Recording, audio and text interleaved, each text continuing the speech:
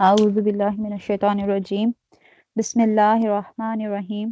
سورہ نساء آیت نمبر 83 وَإِذَا جَاءَهُمْ اور جب ان کے پاس آتی ہے امرن کوئی خبر من الامن امن میں سے او الخوف یا خوف سے اذاعوا مشہور کر دیتے ہیں بہی اسے ولاؤ اور اگر ردوہ اسے پہنچاتے الی رسولی رسول کی طرف و الی اور طرف الی الامر حاکم کی طرف منہم اپنوں میں سے لعلمہ تو ضرور اس کو جان لیتے الذین جو لوگ یستنبطونہ تحقیق کر لیا کرتے ہیں منہم ان میں سے۔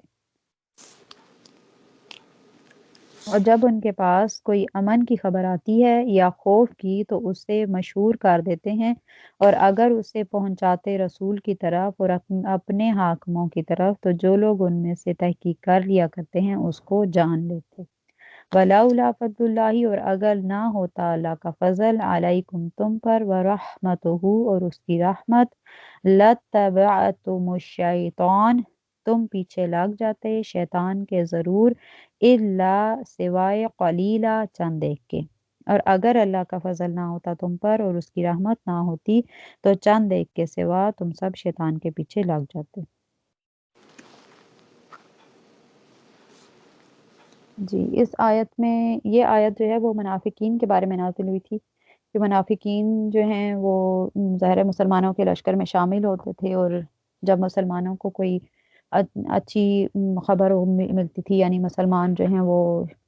فتح یاب ہوتے تھے یا پھر ان کو شکست ہوتی تھی یا ان کے لوگ شہید ہوتے تھے یا وہ لوگ دوسرے لوگوں کو مارتے تھے، تو یہ اس خبر کو آقا کریم صلی اللہ علیہ وآلہ وسلم کے پاس جانے سے پہلے ہی پھیلا دیتے تھے، مشہور کر دیتے تھے لوگوں میں۔ اور مطلب کوئی بھی معاملہ مسلمانوں کا ہوتا تھا، کیونکہ بہت ساری چیزیں ایسی ہوتی تھیں جن کو چھپانا ضروری ہوتا تھا۔ بعض اوقات تو ہے فتح کو بھی چھپا دیا جاتا تھا، اور بعض اوقات شکست کو بھی چھپانا ضروری ہوتا تھا حکمت کے تھا، مطلب اس لیے اللہ سبحانہ و تعالیٰ نے انہیں پھر منع فرمایا کہ یہ جو تم لوگ اس طرح کی حرکتیں کر رہے ہو، کہ یہ جو منافقین کی عادت تھی کہ کوئی بھی خبر آتی تھی تو بغیر اس کو تصدیق کیے اور بغیر ہی مطلب جیسے ہی پتہ چلنی فوراً اس کو مشہور کر دینا، اس سے اس آیت میں منع فرمایا جا رہا ہے کہ کوئی بھی خبر چاہے اچھی ہو چاہے بری ہو، وہ تم لوگوں کو ملے تو اسے آقا کریم صلی اللہ علیہ وسلم تک پہنچاؤ اور اپنے حاکموں تک پہنچاؤ، یعنی ان لوگوں تک پہنچاؤ۔ یہاں پہ اولی الامر سے مراد جو ہے وہ لشکر کا جو امیر ہوتا ہے وہ، یا پھر علماء کرام ہے، ان کی طرف جو ہے تم لوگ یہ خبر کو پہنچایا کرو تاکہ وہ اس خبر کی اچھی طرح سے تحقیق کریں، اور اس کے بعد جو اس سے نتیجہ نکلتا ہو وہ پھر خود لوگوں کو بتائیں، اور لوگ اس کی اصل حکمت یا اصل اس کی خبر کی حقیقت کو جان سکیں۔ اس آیت میں یستنبطونہ کا لفظ استعمال ہوا، یعنی استنباط کرنا۔ استنباط کا میننگ ہے کہ کسی چیز سے کسی چیز کو نکالنا، اور یہاں اس سے مراد یہ ہے کہ عالم جو ہیں وہ اپنی عقل اور علم سے کسی خبر میں غور و فکر کر کے اس سے صحیح نتیجہ نکالے۔ ابھی کوئی اسی طرح قرآن و حدیث میں غور و فکر کر کے ان سے بھی احکام شرعیہ اخذ کرنے کو استنباط ہی کہا جاتا ہے۔ تو اس سے ہمیں دو باتیں سامنے آئیں کہ خبر جو بھی خبر ملے اس کے ظاہر پر جانے کی بجائے اس میں غور و فکر کر کے صحیح نتیجہ اخذ کیا جائے، اور خبر سے جو حکم مل رہا ہے اس حکم پر عمل کیا جائے۔ اور پہلی بات تو یہ ہوگی کہ کوئی بھی خبر ملے تو اس کو بغیر اس کے آگے لوگوں میں مشہور کر دینا یہ غلط بات ہے۔ اس کو اس کے خبر کے یعنی جو لوگ ہیں، جو اتھینٹک لوگ ہیں، ان تک خبر پہنچانی چاہیے، اور وہ پھر اس میں غور و فکر کریں اور اس سے جو نتیجہ اخذ کریں وہ پھر وہ خود پبلک کو بتائیں، عوام کو بتائیں، اور اس پر عوام عمل کرے۔ اسی طرح جو نئے نئے مسائل پیش آتے ہیں لوگوں کو، عوام کو، تو اس میں عوام پر واجب ہے کہ وہ اس بارے میں علماء سے رجوع کریں، علماء سے ان مسائل کا حل پوچھیں، اور پھر وہ جو حکم دیں اس کی تقلید کرنا بھی ان پر واجب ہے۔ اور اسی طرح ایک حدیث بھی ہے، مفہوماً بتا دیتی ہوں، کہ جس میں منع کیا گیا ہے کہ کوئی بھی خبر آپ کو ملے تو بغیر تصدیق کے اس کو آگے نہ پھیلائیں۔ اس حدیث کا مفہوم یہ ہے کہ کسی انسان کے جھوٹا ہونے کے لیے اتنا ہی کافی ہے کہ وہ ہر سنی سنائی بات کو بغیر تصدیق کے آگے پھیلا دے۔ اور اس سے یہ بھی پتہ چل گیا کہ جس بات کا آپ کو علم نہیں ہے اس بارے میں کلام نہ کریں، یعنی خاموشی اختیار کریں۔ اور جو اصل اہل لوگ ہیں، جو اصل علم والے لوگ ہیں، جو اصل جانتے ہیں، حقیقت کو جانتے ہیں، بس ان کو گفتگو کرنے دیں۔ جی آگے ہے جی ہے کہ اور اگر اللہ کا فضل نہ ہوتا تم پر اور اس کی رحمت نہ ہوتی تو چند ایک کے سوا تم سب شیطان کے پیچھے لگ جاتے۔ یعنی یہ اللہ تعالیٰ کا اللہ کی رحمت اور اس کا فضل ہی ہے کہ اس نے ہمیں شیطان سے بچایا ہوا ہے، ورنہ اگر اللہ کی رحمت اور اس کا فضل نہ ہوتا تو سوائے چند ایک کے سارے لوگ شیطان کی باتوں میں آ چکے ہوتے۔ فقاتل فی سبیل اللہ، پس لڑیں آپ اللہ کے راستے میں، لا تکلفو نہیں ہے مکلف الا نفسک مگر اپنی ذات کے، وحرد المؤمنین اور آمادہ کرے مومنوں کو، عسى اللہ قریب ہے اللہ، این یکفا کے روک دے، بأسا جنگ کو، الذین کفروا ان لوگوں کی جنہوں نے کفر کیا۔ پس آپ صلی اللہ علیہ وآلہ وسلم اللہ کی راہ میں لڑیں۔ آپ صلی اللہ علیہ وآلہ وسلم مکلف نہیں ہیں اب مگر اپنی جان کے، یعنی اپنی جان کے سوا آپ سے کسی کے بارے میں بھی پوچھ گچھ نہیں کی جائے گی، اور مومنوں کو آمادہ کریں یا تیار کریں۔ قریب ہے کہ اللہ کافروں کی جنگ کو آپ سے روک دے۔ واللہ اور اللہ اشد سخت ترین ہے، بأسن جنگ میں، یا اللہ کی جنگ سخت ترین ہے، اشد اور سخت ہے، تنکیلا اس کا سزا دینا، یا اس کی سزا سب سے سخت ہے۔ یہ اس آیت میں آقا کریم صلی اللہ علیہ وآلہ وسلم کو حکم ہو رہا ہے کہ آپ اللہ کے راستے میں قتال کریں، اور جب آپ قتال کریں گے مطلب آپ لوگوں کو حکم دیں قتال کرنے کا۔ اگر کوئی آپ کے ساتھ آپ کی بات مانتا ہے تو ٹھیک ہے، اگر کوئی بات نہیں مانتا تو پھر بھی آپ اللہ کی راہ میں قتال کریں۔ آپ سے دوسرے لوگوں کے بارے میں نہیں پوچھا جائے گا، دوسرے لوگوں کے بارے میں مطلب پوچھ گچھ آپ سے نہیں کی جائے گی۔ آپ کا کام صرف پہنچا دینا ہے، آپ نے انہیں بات پہنچا دی۔ اور آپ مومنین جو ہیں ان کو آمادہ کریں، ان کو نصیحت کریں، انہیں اپنے ساتھ ملائیں۔ اور قریب ہے کہ جب مسلمان جو ہیں وہ آپ کے ساتھ ملیں گے یا اللہ کی بات مانیں گے تو اللہ ان کو مسلمانوں کو فتح نصیب کرے گا، اور ان کفار کو جو ان کی جو جنگ ہے یا کفار کا جو غلبہ ہے اس کو کم کر کے مسلمانوں کو غالب کر دے گا۔ یعنی کفار کو ان قریب، اس میں جو اصل اللہ کا ورڈ آ رہا ہے کہ قریب ہے کہ اللہ، اس میں ان کو بشارت دی جا رہی ہے، یا آپ یہ کہہ لیں کہ پیشن گوئی ہے کہ ان قریب کفار جو ہے وہ مغلوب ہو جائیں گے اور مسلمان غالب ہوں گے۔ بعد میں پھر ایسا ہی ہوا تھا کہ جب تمام جزیرہ عرب پر مسلمانوں کا تسلط ہو گیا تھا، یعنی مسلمانوں کی حکومت آ گئی تھی۔ جب تک مسلمان احکام شریعت سے غافل اور عیاشی وغیرہ اور بامی تفرقہ میں نہیں پڑے، اس وقت تک مسلمانوں کی ہی حکومت رہی، اور تمام ممالک جو ہیں وہ مسلمانوں کے ہی انڈر رہے تھے۔ جب بھی مسلمان جو ہیں وہ عیاشی میں اور آپس میں تفرقے میں، آپس کی لڑائیاں جھگڑوں میں پڑے ہیں اور احکام شریعت کو انہوں نے چھوڑا ہے، تب ہی مسلمانوں پر زوال آیا۔ تو اللہ کی جنگ جو ہے وہ سخت ترین ہے اور اس کی سزا سب سے سخت ہے۔ تو بس آپ اسی بات کو دماغ میں رکھیں اور اللہ کے دین کو زمین پر قائم کریں۔ من جو یشفع سفارش کرے، شفاعتن سفارش، حسنتن نیک بات کی، یکل لہو ہوگا اس کے لیے، نصیب حصہ، منہا اس میں سے، جو نیک بات میں سفارش کرے اس کے لیے اس سے حصہ ہوگا۔ ومائیں اور جو یشفع سفارش کرے، شفاعتن سفارش، سیئتن بری بات کی، یکل لہو ہوگا اس کے لیے، کفلن بوجھ، منہا اس سے، اور جو کوئی سفارش کرے بری بات میں تو اس میں سے اس کا حصہ ہوگا، یعنی اس کا بوجھ جو ہے اس کے بوجھ میں سے اس کو بھی حصہ ملے گا۔ وَكَانَ اللَّهُ اور ہے اللہ، عَلَى كُلِّ پر ہر، شیئن چیز، مقیتا قدرت رکھنے والا، اور اللہ ہر چیز پر قدرت رکھنے والا ہے۔ اس آیت میں دو طرح کی سفارش کی بات ہوئی ہے۔ ایک سفارش جو ہے وہ حسنہ ہے، دوسری سفارش جو ہے وہ سیئہ ہے۔ پہلے ہم یشفع کا مطلب دیکھ لیتے ہیں کہ شفاعت یعنی سفارش یا شفاعت کہتے کس کو ہیں۔ شفاعت کا لفظ جو ہے وہ یشفع سے اخذ کیا گیا ہے، اور اس کا معنی ہے کہ ایک انسان دوسرے ضرورت مند انسان کے ساتھ مل جائے اور دونوں مل کر اس ضرورت کے متعلق سوال کریں۔ اب اس میں دو طرح کی شفاعت کا ذکر ہے، ایک شفاعت حسنہ ہے اور ایک شفاعت سیئہ ہے۔ شفاعت حسنہ یہ تھی کہ آقا کریم صلی اللہ علیہ وآلہ وسلم کو حکم دیا جا رہا تھا کہ آپ مسلمانوں کو قتال کے لیے ترغیب دیں، انہیں آمادہ کریں، اور آپ کے کہنے پر، آپ کی ترغیب دینے پر جو بھی آمادہ ہو جائیں گے یا آپ کے ساتھ مل کر کام کریں گے تو ان کی اس نیکی میں سے آپ صلی اللہ علیہ وسلم کو بھی حصہ دیا جائے گا۔ یہ شفاعت حسنہ ہے۔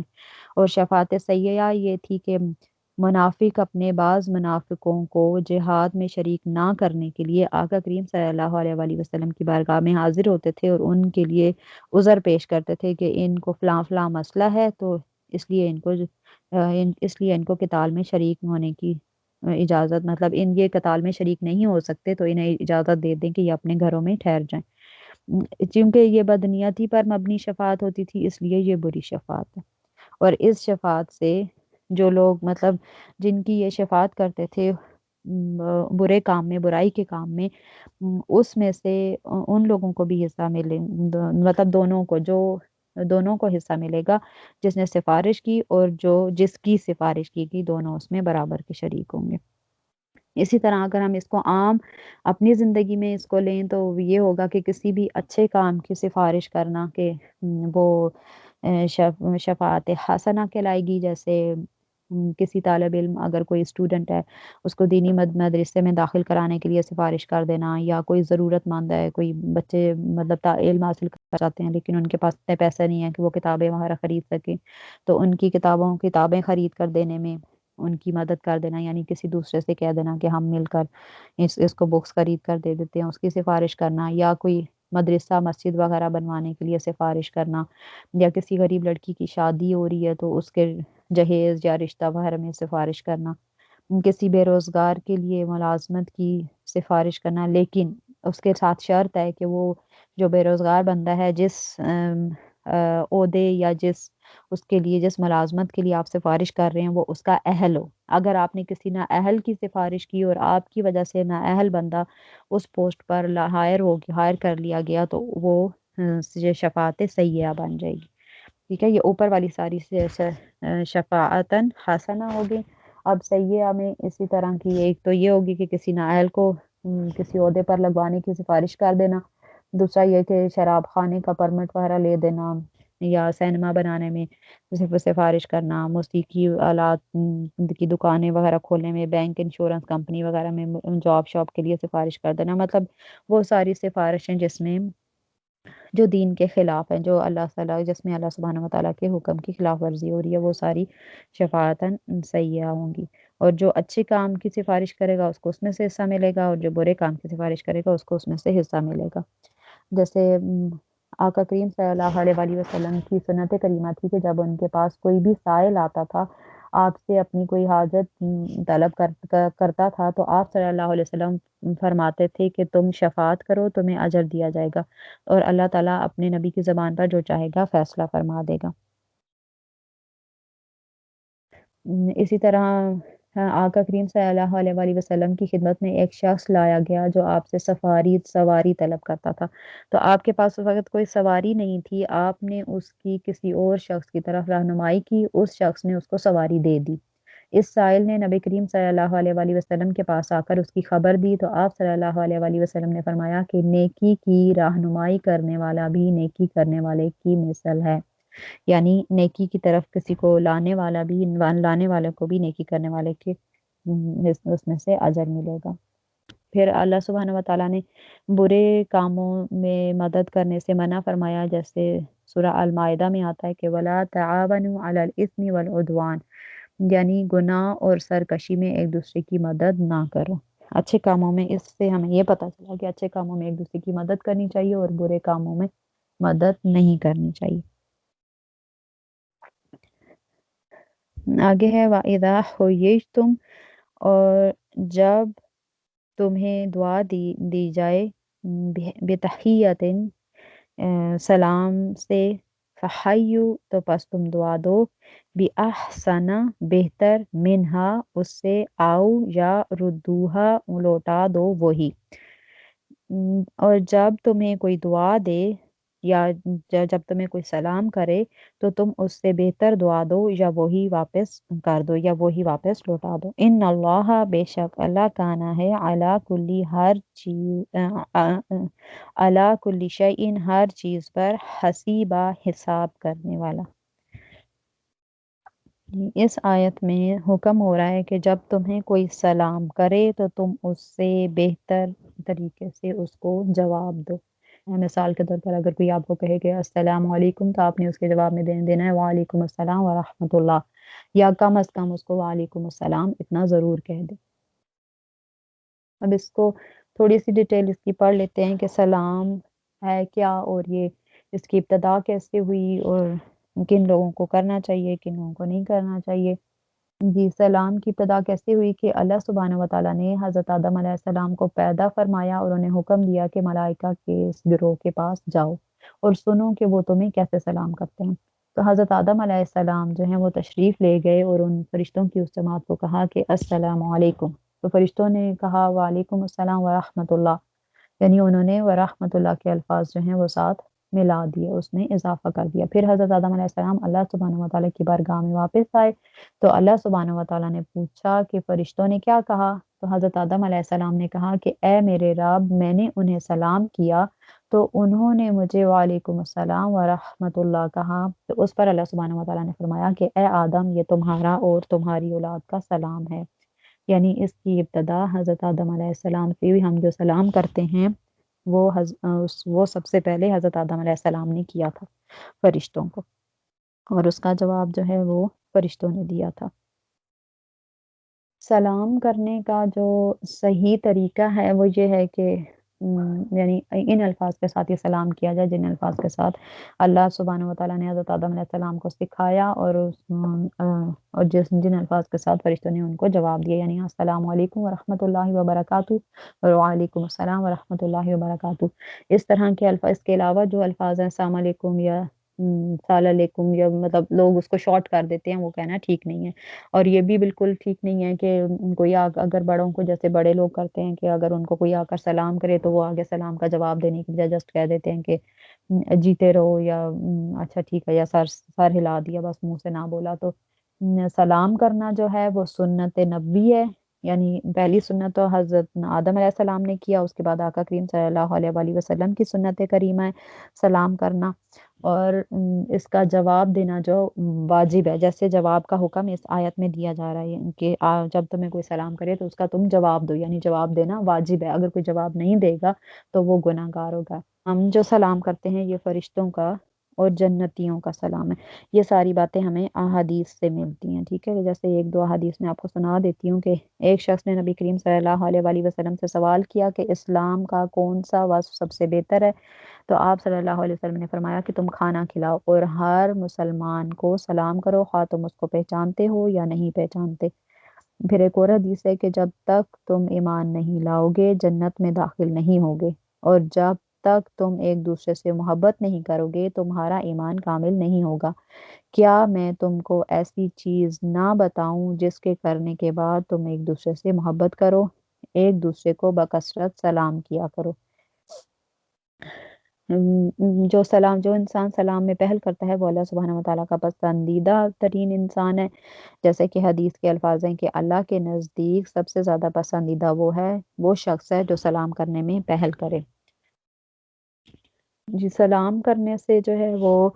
एक शख्स जो है वो आका करीम सल्लल्लाहु अलैहि वसल्लम की खिदमत में हाजिर होकर उसने अर्ज़ की कि अस्सलामु अलैकुम, तो आप सल्लल्लाहु अलैहि वसल्लम ने उसके सलाम का जवाब दिया और वो बैठ गया। तो नबी करीम सल्लल्लाहु अलैहि वसल्लम ने फरमाया कि 10 नेकियां, 10। फिर एक और शख्स आया और उसने कहा कि अस्सलामु अलैकुम व रहमतुल्लाह। तो आप सल्लल्लाहु अलैहि वसल्लम ने फरमाया कि 20 नेकियां। फिर एक और शख्स आया तो उसने सलाम किया और उसने कहा कि अस्सलाम वालेकुम व रहमतुल्लाहि व बरकातहू। तो आप सल्लल्लाहु अलैहि वसल्लम ने उसका जवाब दिया और वो बैठ गया, तो आपने फरमाया कि 30। तो वहाँ जो सहाबा कराम थे उन्होंने पूछा कि या रसूलल्लाह ये 10, 20, 30 क्या हैं? تو آپ صلی اللہ علیہ وسلم نے فرمایا کہ جس نے السلام علیکم کہا اس کو 10 نیکیاں ملی، جس نے کہا کہ السلام علیکم ورحمۃ اللہ تو اس کو 20 نیکیاں ملی، جس نے السلام علیکم ورحمۃ اللہ وبرکاتہ بولا اس کو 30 نیکیاں ملی۔ تو اتنی مطلب تھوڑی سی بات کے لیے آپ دیکھیں کتنی زیادہ نیکیاں آپ کو مل جاتی ہیں۔ سلام کرنے سے جو ہے وہ ظاہر ہے آپس میں محبت بڑھتی ہے، ہمیں حدیث سے پتہ چل گیا کہ سلام کرنے سے صدقہ کرنے کا بھی ثواب ملتا ہے، سلام کرنے سے اللہ سبحانہ و تعالیٰ اور آقا کریم صلی اللہ علیہ وسلم اور تمام لوگ جو ہیں وہ راضی ہوتے ہیں، اللہ خوش ہوتا ہے۔ سلام جو ہے وہ ایک دعا ہے جب ہم کسی کو دیتے ہیں، یعنی تم پر سلامتی اور اللہ کی رحمتیں اور برکتیں نازل ہو۔ جب ہم کسی کو دعا دیتے ہیں تو اللہ سبحانہ و تعالیٰ جو ہے ظاہر ہے ہماری نیکیوں میں اضافہ فرماتا ہے۔ اور اگر کوئی شخص جو ہے وہ سلام کرتے ہوئے جو ہیں لوگ آپس میں ہاتھ ملاتے ہیں تو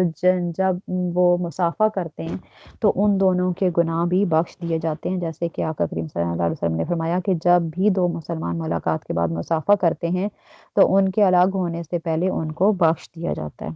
یہ بظاہر دیکھنے میں اتنی چھوٹے سے الفاظ ہیں، لیکن اس کی دیکھیں کتنا فائدہ اور کتنی نیکی ہیں۔ کہتے ہیں کہ ویسے تو ظاہر ہے ہر کسی کو سلام کرنے کا حکم ہے کہ جیسے آپ باہر مارکیٹ جاتے ہوئے کسی کوئی آپ کو، چاہے آپ اس کو جانتے ہیں چاہے نہیں جانتے، لیکن وہ مسلمان ہے تو آپ کو سلام کریں، اور سلام کرتے ہوئے آپ کے چہرے پہ اسمائل ہونی چاہیے، یہ بھی ہمیں سنت سے پتہ چلتا ہے۔ پھر اسی طرح خاص طور پر گھر میں داخل ہوتے ہوئے آقا کریم صلی اللہ علیہ وآلہ وسلم کی سنت کریمہ ہے کہ حکم ہے کہ آپ گھر میں جب داخل ہوں تو آپ اپنے گھر والوں پر سلام کرو، جیسے حدیث میں ہے کہ حضرت انس بن مالک بیان کرتے ہیں کہ مجھ سے رسول اللہ صلی اللہ علیہ وسلم نے فرمایا کہ اے میرے بیٹے، جب تم اپنے گھر میں داخل ہو تو سلام کرو، اس سے تم پر برکت ہوگی اور تمہارے گھر والوں پر بھی برکت ہوگی۔ یعنی سلام جو ہے وہ گھر میں بھی کریں، گھر میں داخل ہوں، اور پھر اس کے علاوہ جو ہے آپ کہیں جا رہے ہوں تو کوئی مل جائے تب بھی کریں۔ اور ایک اور حدیث ہے کہ آقا کریم صلی اللہ علیہ وسلم نے فرمایا کہ چھوٹا بڑے کو سلام کرے اور گزرنے والا بیٹھے ہوئے پر سلام کرے اور تھوڑے لوگ زیادہ کو سلام کریں۔ لیکن کچھ ٹائم ایسے ہیں کہ جن پر سلام کرنا ٹھیک نہیں ہے، وہاں پر سلام کرنے سے منع کیا گیا ہے، کہ جیسے جو لوگ مسلمان نہیں ہیں، ٹھیک ہے، جو جیسے مطلب اس ٹائم پہ کرسچنز یا جوش ہوا کرتے تھے، یہودی ہوا کرتے تھے، ان کو آقا کریم صلی اللہ علیہ وسلم نے منع فرمایا تھا کہ یہودیوں کو سلام کرنے کی ابتدا نہ کرو، اور اگر وہ تمہیں سلام کریں بھی تو بس ان کو وعلیکم کہہ دو، یعنی جو تم نے ہمیں کہا ہے وہی تم پر بھی ہو، کیونکہ ان کو آپ پورا سلام پورا جواب نہیں دینا چاہیے، اس سے منع کیا گیا ہے۔ پھر اسی طرح اگر کوئی بندہ نماز پڑھ رہا ہے یا قرآن پاک پڑھ رہا ہے، یا آپ مسجد میں جاتے ہیں اور وہاں پہ جمعے کا خطبہ چل رہا ہے یا کوئی بیان چل رہا ہے، یعنی اس دین کے بارے میں کوئی بھی باتیں چل رہی ہیں، تو اس جگہ پر بھی لوگوں کو سلام نہیں کرنا چاہیے، لیکن ہمارے ہاں سلام کیا جاتا ہے، اور اسپیشلی وہ قرآن پاک بند کر کے ہاتھ ملائے جاتے ہیں، یہ غلط ہے۔ یا کوئی درس چل رہا ہے یا کوئی بیان چل رہا ہے یا خطبہ چل رہا ہے تو خطبے میں تو بالکل بولنے کی اجازت نہیں ہے، لیکن لوگ جاتے ہیں تو وہاں بھی ایک تو ایک دوسرے کے اوپر سے پھلانگ رہے ہوتے ہیں اور ساتھ میں انہیں سلام بھی کر رہے ہوتے ہیں، تو یہ غلط ہے۔ اسی طرح اگر کوئی واش روم میں ہوگا، نہا رہا ہے